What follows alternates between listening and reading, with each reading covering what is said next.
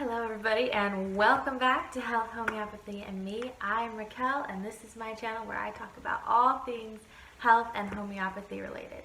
I wanted to apologize for being absent for so long. Life has been crazy. We've actually moved twice since that last video was filmed and we're getting ready to move yet again next month. So the videos are probably going to be pretty spotty, but I really wanted to get one up because I see a lot of questions about tongue ties, and if your baby is getting a revision, what are things that you can do to help mitigate some of that pain for them without resorting to Tylenol. I'm just going to go ahead and put my standard disclaimer that I am not a medical professional. I am not even a professional homeopath. I'm just a mom, and I'm sharing with you the things that I have found work really, really well for our family so that you can get some information and do your own research from there. But I'll just go ahead and put that standard disclaimer down there, and I won't go into it all here because it takes forever to say it all. Oh, and I've also lost my microphone in somewhere in all of that moving. I'm hoping I can find it soon. But I'm sorry if the sound quality is a little low. So anyway, for tongue ties, the protocol that I did and helped really well with my kids or with my son. I have not had my daughter revise. I didn't learn about ties early enough with her to make a revision worth it. She was already around the 18-month mark. Still breastfeeding, but old enough that it would have been a big the procedure would have been a big deal with her. So she's 5 now, or she'll be 5 next month, and so far it's not causing enough issues that a revision is necessary, but it may end up happening for her sometime in the future. My son, however, was revised at around 5 or 6 weeks old. I can't remember exactly.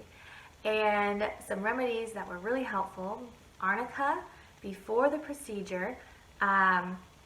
And aconite can be really helpful, especially for mom. And of course, if you're breastfeeding, you, mom, can take these remedies, benefit from them, and so can baby. Aconite was really helpful for me because I was anxious and nervous and shaking. After they took him back, I was like trying not to have a nervous breakdown. And I took some aconite. My heart calmed down. They brought the baby to me, who was not happy. But when he nursed and got that aconite too, he actually calmed down really quickly. So that was really nice. And arnica beforehand can help with some of that shock and trauma aspect. It can also help with keeping bleeding to a minimum and bruising down and pain from that trauma to the tissue. So arnica is really good before and right after. Mom, again, you can just take the arnica and the aconite. You can even have it set together in a little injury mix or a surgery mix in your little dropper bottle already, so you can take them all at one time with the dosing and plussing method I have talked about in other videos. I'll link them down below and maybe up in the cards over here. I think it's over here. It might be over here. I never can remember. Another good one to consider is hypericum. It's really good for damage to any nerve-rich areas, so that can be very helpful. Staphysagria is another good one to consider post-op. It's good for injuries that are slicing, and a lot of surgical injuries are really good for staphysagria, where it's a clean cut kind of a wound. And it can help with kind of that feeling of violation and healing from that. So especially if it were a snip or a slice rather than the laser, staphysagria might be really helpful too. What I did was I started with arnica and aconite, and then afterwards I tried a few different remedies to see kind of what fit. At that age, you really are going off of emotional cues, and some of it's just like, you know, screaming and upset. Although I will say, the worst day for us was 5 and 6, and my the therapist, the myofunctional therapist that assessed us, told me that those were usually the worst days because that's when the nerves are regrowing. And so actually, right after the procedure, after the arnica and the aconite, my son did really well. He didn't fuss. He seemed like nothing had happened at all. He nursed really easily afterwards. We did the whole 3.5-hour car ride home. No problems. And he seemed really fine and normal. He was annoyed with the stretches, did not like those. The therapist, again, recommended that I use some coconut oil and a little bit of vitamin E oil mixed together with a little rescue remedy. And mixing all of that together, just a little bit of rescue remedy, not too much, and using that as a little bit of a lubricant for the stretches. And that was really helpful. It did seem to kind of help him calm down a little bit and tolerate that a little bit more. But then day 5 and 6 hit, and that was rough. And it took me a while to realize that he needed chamomilla. He was angry and not at all settlable. I had to keep holding him and I had to keep bouncing him. He just was never happy.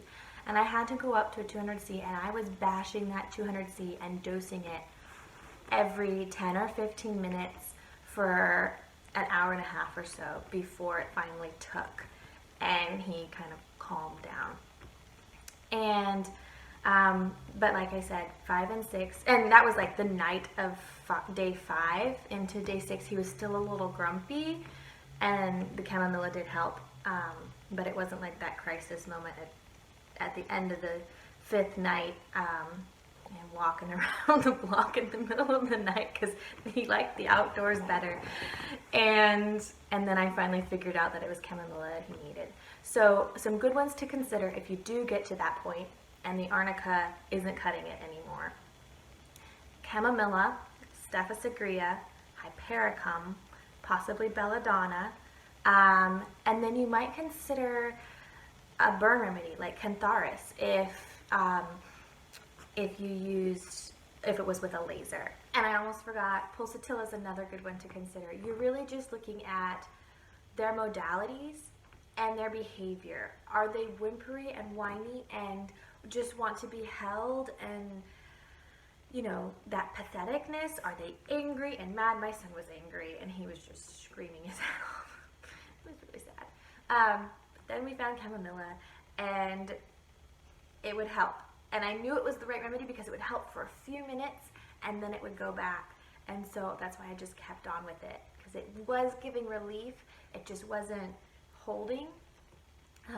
I'm wondering if I had had maybe a higher potency, perhaps it wouldn't have had to dose so frequently. But the 200C did end up working. I just had to bash, and I was bashing 100 times, and I did that more than once. And it's I had to have my husband hold the baby and sit there on the floor and just bash that bottle and count. And but we got through it, and the homeopathy definitely helped. We were able to sleep that night.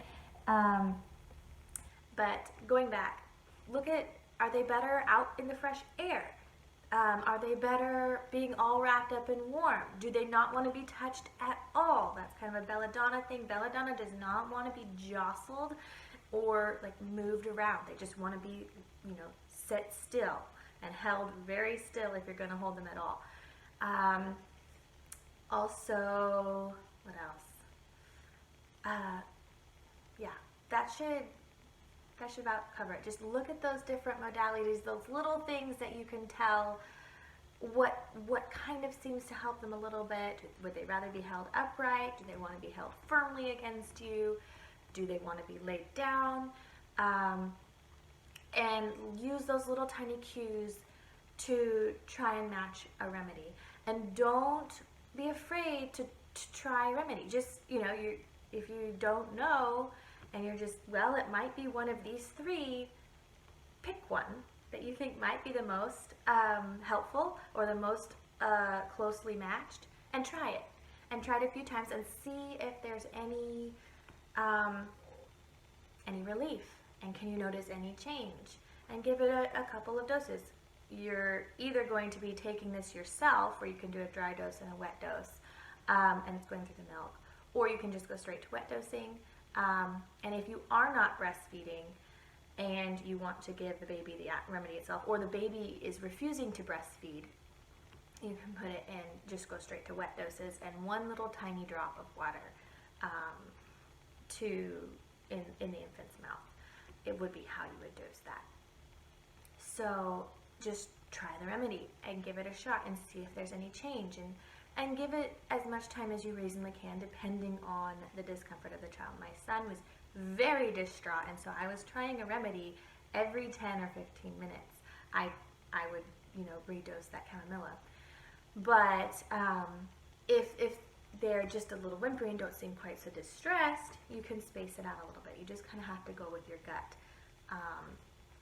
So hopefully this video was helpful to you, and it gives you some good ideas on things to try and things to have on hand if you are going to get a revision for your baby. And if you do use any of these remedies and you have any success stories, or you just want to chat about revisions and all of that fun stuff, let me know in the comments down below. I look forward to hearing from you. I hope you all have a wonderful day, and I will see you again soon. Or hopefully soon.